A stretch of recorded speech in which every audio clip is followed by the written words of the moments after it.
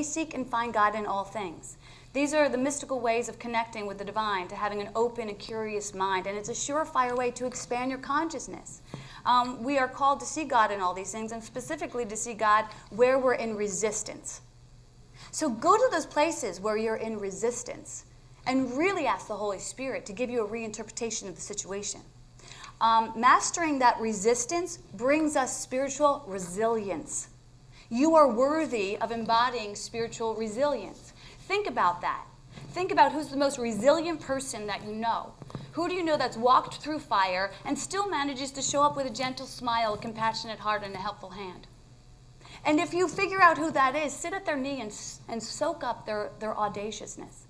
For me, I think of Mother Teresa. I think of Mahatma Gandhi. I think of Martin Luther King. I think of Jesus Christ. I think of Buddha. You know, these people did not have an easy life, but they rose despite the scenario. That's spiritual resilience. Do not think for a minute that this and greater good shall you do. So if you were to bring that spiritual resilience into your ministry, imagine the glass ceilings you could bust open. And not just imagine it for yourself, but imagine those people that are waiting to be freed from the chains of their own illusions by your action of dedication to your divine. Like, that's who you're here to be. So Kurt Vonnegut once wrote, and I think this is an interesting thing because it just came up for me, and many of us are healers, teachers, practitioners, but also entrepreneurs, artists, So we kind of live in the world, but we also are in the divine, and we kind of ride the fence. So it's like, how do we do this and that? How do we collaborate them? How do we have this holy communion between our mission and our ministry? So Kurt Vonnegut, he once wrote that any creation which has any wholeness and harmoniousness was made by an artist or an inventor with an audience of one in mind.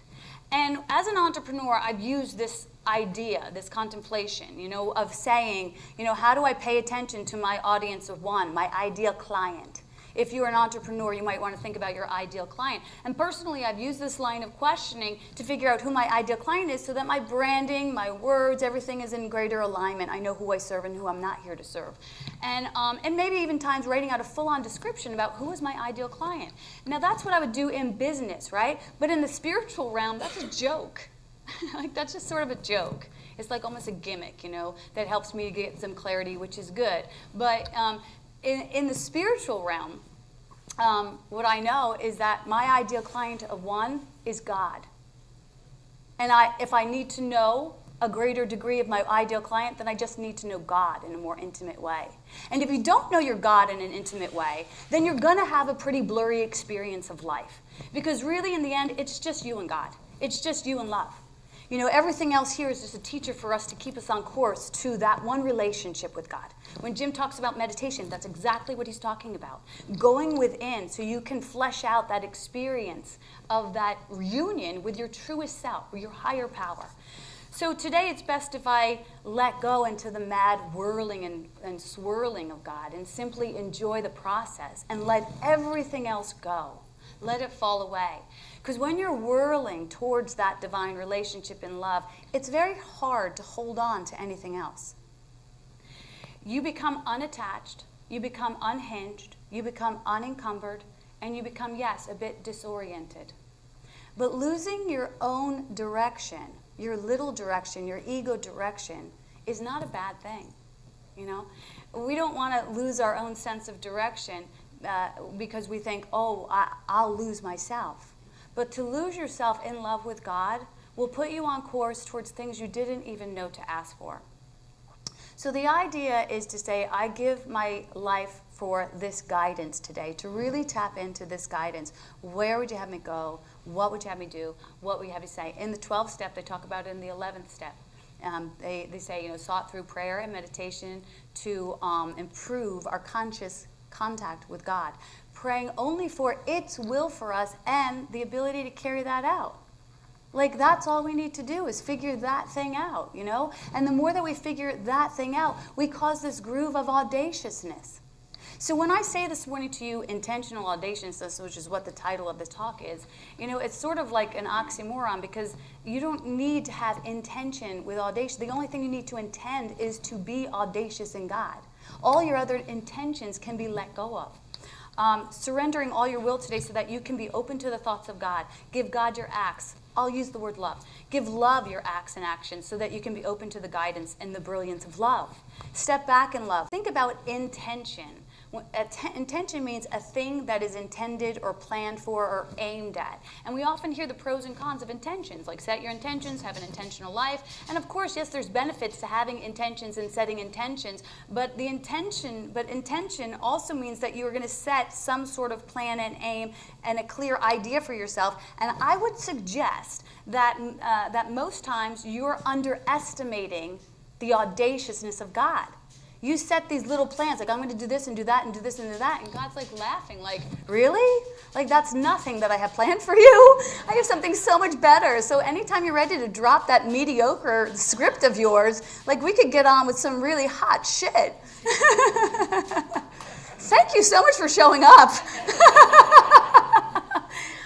So when we're talking about intention, we're really talking about what we talk about is that consciousness that holds your dreams and desires. Yeah, build your consciousness. Yeah, expand your consciousness. You do that through forgiveness. You do that through working the simple principles of the St. Francis prayer. You know, be peace, be love, be faith. But really, when it comes to planting those seeds, like be open to direction in regards to the seeds that need to be implanted in your consciousness. Because again, like God has so many great intentions for you. So, we turn within, and when we hold this, another thing about intentions is that when we turn within and we hold this idea or this plan that we have, we hold it in tension. We're literally in tension. We're experiencing manifestation from a tension. We don't want to manifest from tension. We want to manifest from fluidity, from joy. It's the difference between manifesting from this, I need that chair, that guy, that job, to thy will be done, man. Let's just roll. This is really scary. Do not get me wrong. Remember the last time we saw this pose? It didn't look good. But what was killed off created an opportunity for a greater good to be experienced by everyone. And that's the same for you. Your ego will be killed off so that a greater good will be experienced from the vortex of you and your awesomeness that doesn't just benefit you, but benefits everyone you come in contact with. Why wouldn't you want to hop on that train? Can I get an amen? So, because the alternative is an alternative altar. We're creating alternative altars. And if we're feeling tension with our alternative altars, we can get a real clear insight that this is not for us. Pray the prayer of God, let me let it go. There is no reason for me to manifest in tension. I am about manifesting in love. And love has no tensions. So that's a beginner class to manifesting. Now, if you're there manifesting in that place of tension, that's okay. Like, no blame, no shame. I'm just telling you what's an opportunity that's a bit higher than that. If you want to play around with that, the law of attraction, we talk about it all the time. The law of attraction is a really powerful tool to have in your toolkit. If you haven't mastered it, I'm sure you all have. If you've ever manifested a parking space or like a raise, you've figured it out, you know? Change your thoughts, change your life, you know, be open to. But if you figure that out, like, see if you can drop that. It's almost like a circus trick. Like, see if you can drop that illusion and move into reality with God. You know, where you stop telling God where to go, what to do, and what to say, and start just living in the audaciousness of God. So in the end, there's no real benefit to manifesting via intention or tensions when you have the opportunity of exploring the grand plan of God. And if we want to experience intentional audaciousness, you got to set those intentions of just being of service to love. So being intentional with love means to saying, let me be peace here. Let me be loving here. Let me be the one that pardons this. Let me be the bigger guy to pardon this. Let me have faith here and demonstrate faith. Let me be the one who brings hope to this dark situation in this dark hour. Let me be the one that shows up in joy. You know, let me be the one to console. Let me be the one to understand. Let me be the one to extend. Let me die to my smallness and live in my audaciousness. And then say with conviction, this is my only intention, is my love with my divine, my audience of one. And I'm destined to be audacious with God. Audacious means fearless. Isn't that beautiful? It means fearless. It means unrestrained. To be in audaciousness means to be untethered and beyond what you even knew you could be capable of. awesome. So when we say the word awesome, I like to use the word awesome. You know, yes, it's overused. You know, but it's what it means is this active, inspiring awe. When's the last time you experienced awe, or allowed yourself to experience awe, or allowed yourself to witness awe? You know, a feeling of reverence is what awe is, a feeling of respect, a feeling of wonder. To be awe-inspired means that you're cultivating this art of living in awe and wonder and appreciation. And this is one simple step that can be the very thing that opens the door to greater good in your life. So that's it.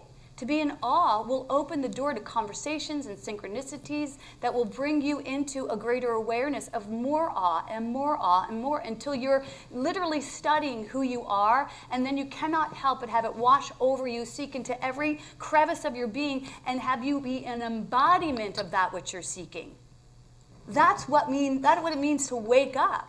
You know, to be an embodiment of it. No longer studying these sacred texts, but embodying them. That's the difference between looking at the ocean and being neck deep. You know, and being like, woo! Rumi says, there's a voice that doesn't use words. Listen. Listen to that inner voice. It knows you, it loves you, it delights in you. Listen to the music of your divine and learn to dance with the music unapologetically. And like those beautiful whirling dervishes who dance for that audience of one, that one love, that one God, that right there is intentional audaciousness. When you're doing your thing, like when you're playing your music, Kimmy, when you're playing your music, like really allow yourself to, and I know you do, or else you wouldn't be as audacious as you are. And all of us, you know, really allow yourself to plug into that divine energy that wants to light you up like you've never been lit up before. You know, Sarah, when you go and do that work with all those beautiful people who are looking for a compassionate soul with your kind of consciousness, like really let your divine step forward in you, lighting up every room and healing by just your fucking presence. Like you're that audacious.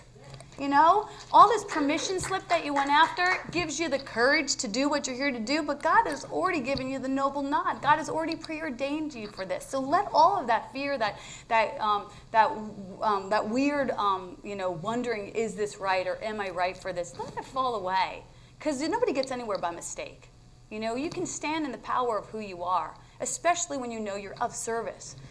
So anything that comes from it, anything that comes from that audacious power will come with the ability to heal, with the ability to be helpful, and the ability to make happy. Course in Miracles says to make happy means to heal, and to heal means to make happy. Isn't that great? So, allow yourself to whirl and swirl in the happy love of your divine.